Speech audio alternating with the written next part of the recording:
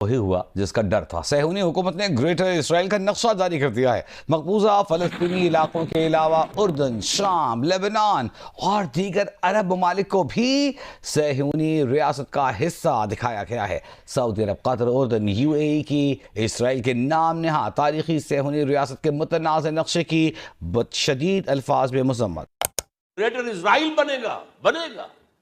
حدیث میں خبریں، یہ سارے مسلمان ممالک تمہارے ہاتھ سے نکل جائیں گے مسلمانوں، یہ عراق اور اردن اور یہ اور وہ، یہاں تک کہ ترکی، سعودی عرب کا بھی شمالی حصہ نکل جائے گا۔ البتہ مدینے کا جو ان کا پروگرام ہے اس کو اللہ نہیں پورا ہونے دے گا، مدینے میں داخلے کی ان کو اجازت نہیں ملے گی۔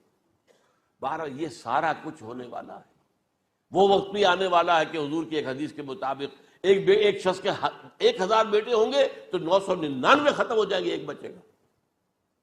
یہ وقت بھی آنے والا ہے کہ حضور فرماتے ہیں اتنی بڑی جنگ ہوگی، اتنی خوریزی ہوگی کہ پوری زمین اٹھ جائے گی لاشوں سے۔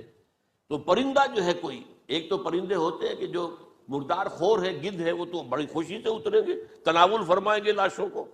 اسی طریقے سے کوے ہیں، چیلے ہیں، لیکن جو نفاست پسند پرندے ہیں وہ لاش کے اوپر اترنا نہیں چاہتے۔ تو ایک پرندہ اڑتا چلا جائے گا، اسے کہیں زمین پر اترنے کی جگہ نہیں ملے گی، لاشیں ہی لاشیں ہوں گی، یہاں تک کہ وہ تھک ہار کر اس کی جو ہے پر جواب دے جائیں گے، گرے گا تو لاش پر گرے گا۔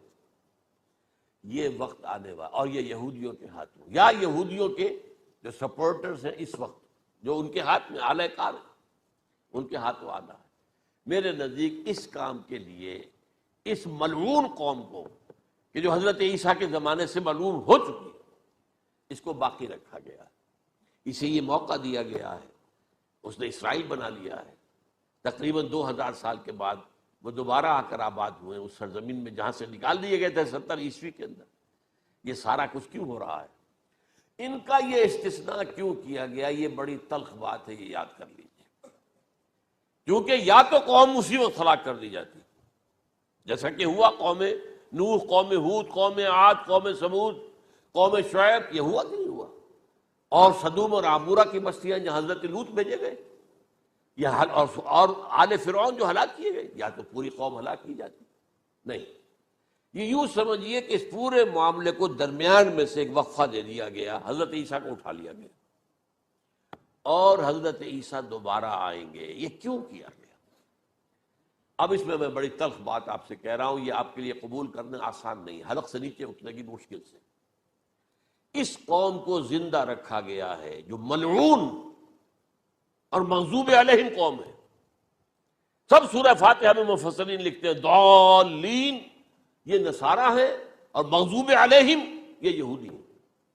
اور قرآن کہتا ہے لعن الذین کفروا من اہل الکتاب علی لسان داؤد عیسی ابن مریم، لعنت کی گئی ایک ملعون اور مغضوب قوم کے ہاتھوں آخری امت محمد، اور اس کا بھی بہترین حصہ، اس پر عذاب ان کے ہاتھوں آئے گا۔ عربوں پر عذاب یہودیوں کے ہاتھوں، اس لیے ان کو بچایا گیا۔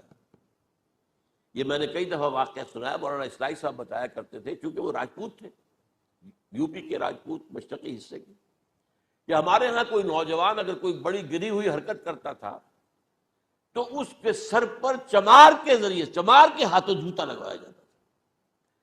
اگر راجپوت کے سر پر راجپوت کا جوتا گرا تو چلو تکلیف تو ہوئی، لیکن یہ کہ راجپوت کا جوتا گرا ہے نا، پڑا ہے، لیکن راجپوت کے سر پر چمار کا جوتا، جس کو آپ انگریزی میں کہتے ہیں to add insult to injury, وہ تکلیف بھی ہے جوتا کھانے کی، اور انسلٹ ہے کہ ایک چمار مار رہا ہے۔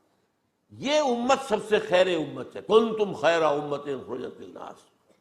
اس کے لیے عذاب بھی بدترین آئے گا، اور کن پر آئے گا؟ اس امت کا جو اصل نیوکلیس ہے، عرب، جس کے بارے میں حضور کی حدیث موجود ہے ویل للعرب، عرب کے لیے بہت بڑی ہلاکت۔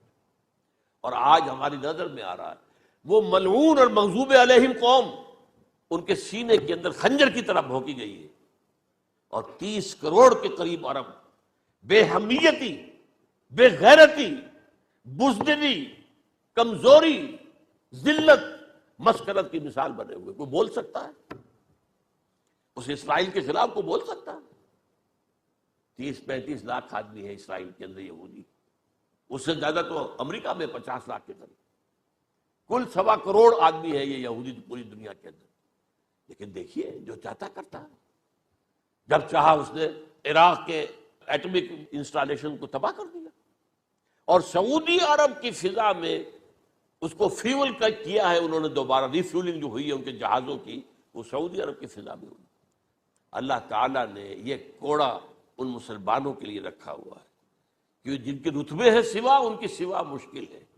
جتنا اونچا مقام اللہ نے دیا عربوں کو، ان میں حضور کو اٹھایا، ان کی زبان میں اپنا آخری کلام نازل کیا، تو ان کی ذمہ داری بھی بہت ہے. جن کے رتبے ہیں سوا، ان کی سوا مشکل ہے.